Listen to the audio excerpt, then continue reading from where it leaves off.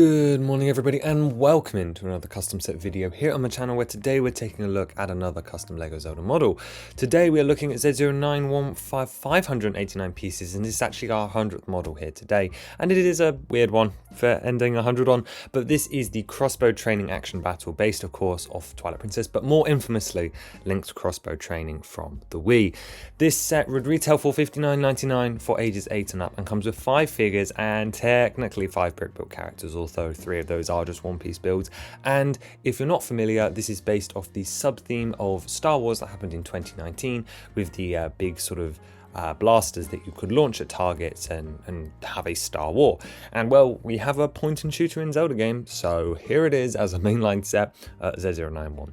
So let's quickly read our description and then open up our box. Ready, aim and fire. Practice your target shooting skills in the new LEGO Legend of Zelda action battle playset. Load up the crossbow, angle up and down, then let loose on the 7 targets or launchable fruit to send enemies flying or rack up points through thorough destruction. Take on the fearsome stallord and its army of stallkins by shooting the hands to open the ribcage and detach the skull. Challenge your friends or go for a high score. The option is yours in this action-packed construction set. And inside that box you will see 8 numbered bags and 3 different instruction manuals for the builds we're going to see today. If we open that up, bag 1 is going to give us our crossbow launcher, give you a better idea of what this set is all about, as well as give us our crossbow training Twilight Princess Link. Bag 2, another small one, builds the Shadow Cargarok, one of the enemies from Twilight Princess that is also seen in crossbow training. Bag 3 builds a small tower with our first target, as well as gives us our bubbling archer. Bag 4 gives us 3 figures, being 3 identical Gorons, as well as builds up this podium for the shoot the correct target game. And then bag 5 builds us our fruit catapult, as well as the fruit that you'll be launching. And then bag 6 builds the stallord head, starting off that bone structure. And then bag 7 builds half the stallord body. And bag 8 finishes off stallord with its ribcage and hands, as well as giving you your 3 stallkins that are included within the set. Now that we've talked about the bag breakdowns, let's start breaking down the play loop of this model and everything that you can do with it as well. So the most important place to start is with the launcher. As mentioned, this is highly inspired by the 2019 action battle sub-theme. Here you can see that I've dressed this up to look like a giant crossbow, although obviously you don't ever get a machine gun styled one of these in the game. You only have one that you hold. So this is vaguely inspired by the Wii Zapper, but more so traditional medieval weaponry. We've got these lovely curved trunks round at the sides, and of course a giant grey brick in the center for you to press the button on the back and send the missile launching. It is on a 4x8 plate here, so that you can sort of rock it sideways and backwards and forwards using these Technic pieces here, and that will allow you to sort of angle it up and down, and of course you can move this around and turn it so that you can point it at whichever target you want. And the goal is to sort of launch all of the targets. There's no teams like those action battle sets have, but there are a couple of different ways that you can play with this. So what are we launching at? Well, we've got a couple of different things here. Let's start over with the Gorons here. One of the main level types that you see in Link's crossbow training is shoot some targets but don't shoot the wrong targets, and this is recreating one of those missions, specifically the Goron one here, with these 3 targets. The 2 on the left and the right don't do anything, so shooting these does not get you any specific point or destruction. However, you could argue that either this is a positive thing because no damage is done, or you could argue the other way around, that because there's no damage, these are sort of incorrect targets and ones for you to miss. Perhaps they should have giant X's printed on them instead. However, the one in the middle is attached to this paddle element down beneath the supply here with all of these barrels. You'll notice that this barrel build is being carried over from wave 3 and represents an explosive barrel, something that doesn't explicitly show up in Link's crossbow training, but is still an iconic Zelda item. So you've got 6 normal barrels and then 2 explosives, and these are all just loosely placed here on tiles, meaning that when that missile hits this middle one, the Goron will sort of be angled backwards, the paddle will come forwards, and all of the barrels will fly everywhere, causing a big mess, which again could either be good points or maybe this is bad points and you're supposed to hit the 2 either side. Either way, you can pose Gorons up above the targets to make it look like they are holding them, something that we see in game. Generally speaking, I don't know how I feel about the idea of you knocking minifigures over. That feels more like a negative thing rather than a good thing. However, I don't know, it's all for fun, and you could always put enemies up there instead, or maybe the Gorons enjoy it, or maybe you'll put Gorons on the ones you're supposed to miss and you can customize it to increase the challenge for your friend.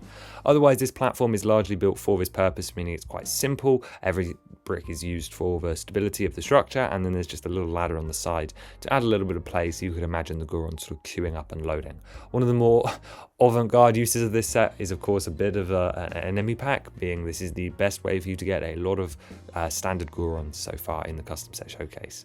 Down on one side though, we do have this little clip section that allows you to angle an attachment, that attachment being the catapult for the fruit. On the front of the box you saw actually I was using transparent rods to hold the fruit up, which is an option we'll come back to later, but the main intention is that you are able to launch it for the second main game mode that we are recreating here from Link's Crossbow training, and that is Shoot the Fruit / Fireworks. Is a level that happens around Castletown on the river rapids.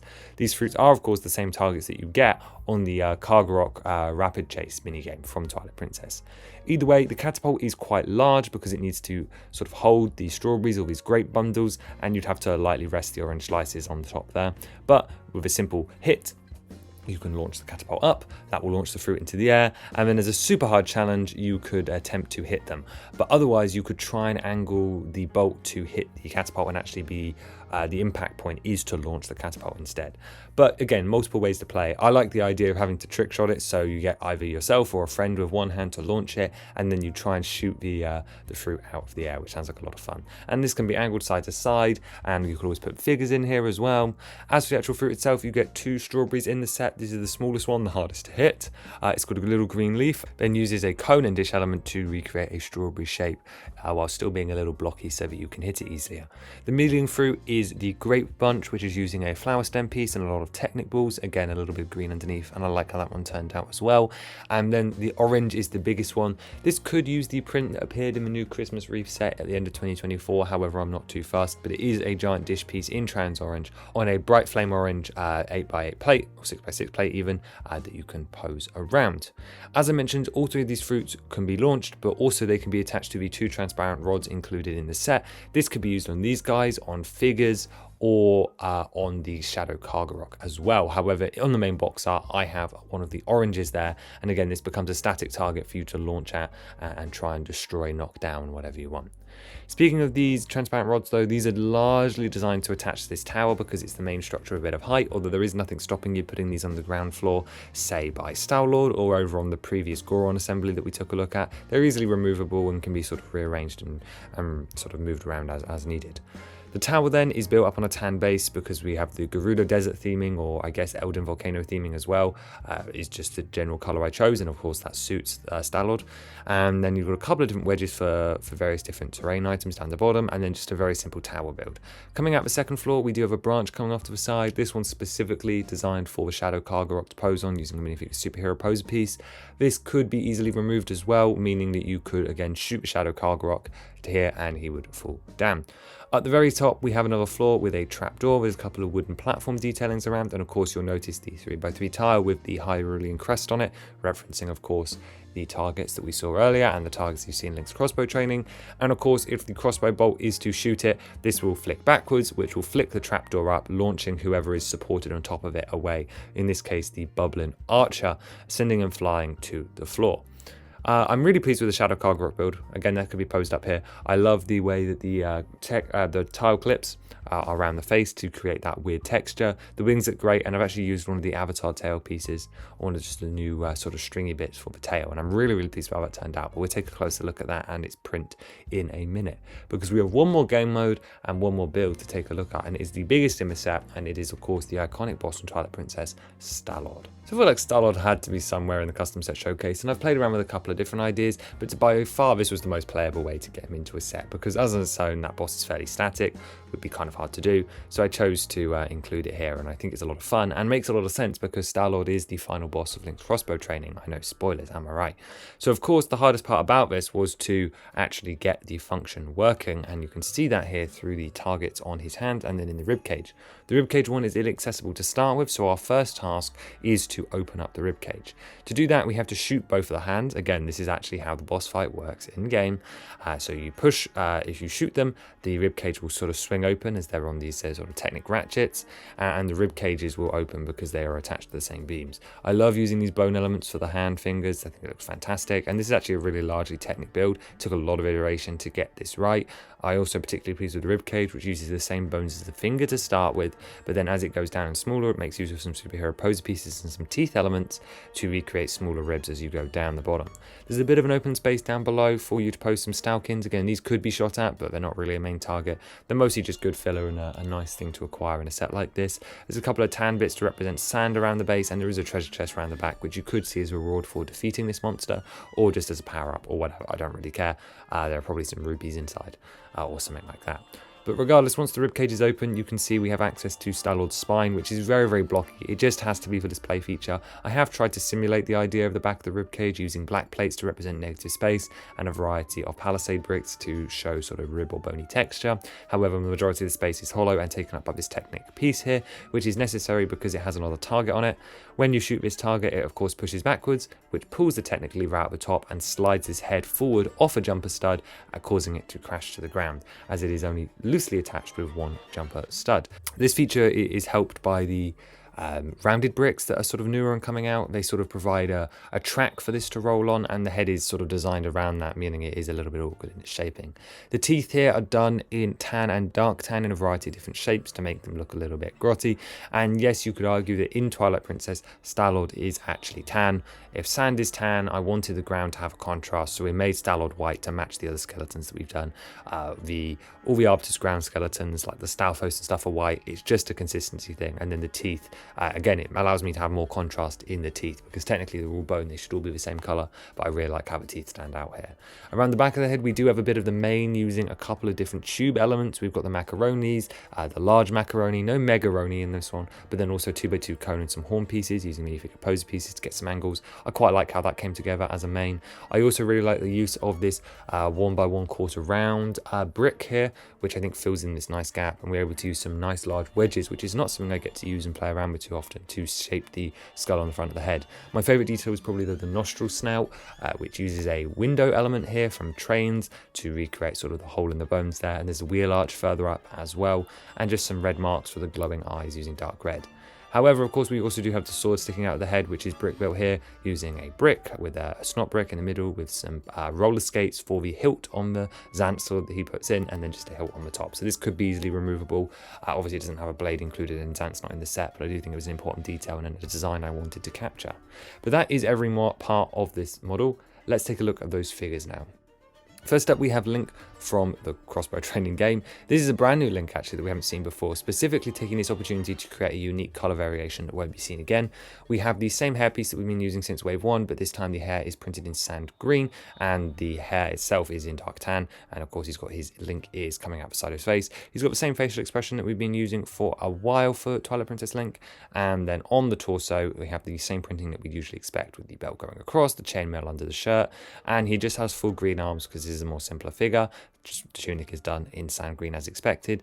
The legs are dual molded with white and brown, with the tunic printing coming over the front but not onto the sides, and then the belt is brown with golden buckle. His accessory is a tan crossbow, which is a colour I'm not entirely sure if I remember if it exists or not. If not, it is a perfect recolour that needs to happen to recreate the Wee Zapper. We're totally not getting a new mould for a set like this. Next up is the Gorons. You get 3 of them in this set. These guys actually use the same head mold that we've seen before on Gorko from Skyward Sword, which is a really useful reuse, and it just comes with the sort of same hair attachment piece from Kevin the Minion that you can attach to the top.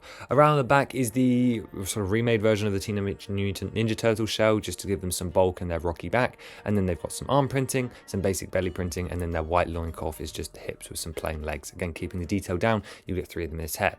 So it's really nice to be able to reuse this head mold and provide any iconic Goron. I know some of you are going to get on me for the colouring. I'm not doing them in gold, it would look ridiculous, so medium nougat is the closest colour in the Lego palette as well. Next up is the Bubbling Archer. This is the same one that has appeared in Wave 1 and in various other places, just sort of upgraded and redrawn for this model. We're using the bandana, and then this head piece is a sort of all-in-one mold that's dual molded between brown and then olive green with a tan sort of printed onto the side. The head actually gets severely deformed under the mask so that we can reuse this existing Ninjago mask piece, so this head is not actually usable without the mask, which I think is a funny detail for sure. The bow is done in light bluish grey, the same as it was in the Wave 1 set, and then the arms are dual molded with sand blue and then dark tan for the hands to recreate the arm wraps. Again, slightly off colour because I wanted them to look an off-white. White would have stood out with this figure a lot. It's got a brown torso with some simple rag printing, the skull across the neck, and then that rag continues onto the legs where there's lots of olive green spots to represent their sort of bubbly texture. I really like how this figure was upgraded, and I'm pleased to have another one of them included here for us to do a slight army build for. Shadow Cargarok though follows into the brick build category. I've already talked a little about this one. Has the 2x2 sort of sticker of the Twilight pattern in there, and I think the small bat wings here work perfectly. The legs are just done with some clips, so they have actually quite posable, and then the body is largely based around sort of this brick stacking core with a avatar tail, or I should say the avatar connection piece for its tail, giving you that stud spot at the bottom, which actually recreates this shape quite wonderfully. I'm really pleased with how this one came out. It's something I've had a vision for how I knew I wanted to do in Lego form for a really long time, and here it is. So I think this one will make the IRL list very, very soon. Next up is the Stalkin. This is a reappearance of a figure that appeared in Wave 4, the Arbiter's Ground set. It's a micro figure, so ignore the fact that this picture is so big because these guys are indeed tiny. The idea is they swarm you, so you get 3 of them in the set, and yeah, it's just a nano figure with the sort of skull detailing and the rib cage on the torso. Very simple, very cute, but very Lego and very Zelda. Very excited to have 3 of those in the set. And then the big boy Stallord. We've already talked at length about him, but the arms are indeed separate as they should be, and he comes on his big tan base. And then yeah, I'm really pleased with how the head turned out. I'm really pleased that he's so playable. It just makes it more fun when a model is sort of slightly compromised but full play, because it makes it so much cooler to me. And here he is as his boss form from Arbiter's Grounds. No, sorry, not Arbiter's Grounds, Link's Crossbow training. He is the main boss of that, so it makes a lot of sense to have him here, and I'm really excited about his inclusion. So that is actually going to do it for Z091, the Crossbow Training Action Battle. Let me know what you thought of this one, because it is a weird one, but it's such a fun concept, and it's something I've known I've wanted to do for about 4 years now, and I wasn't sure how it was going to turn out, and Stallord presented a big challenge, but I'm really glad that I did do it, because it turned out great in my opinion. I really, really like it.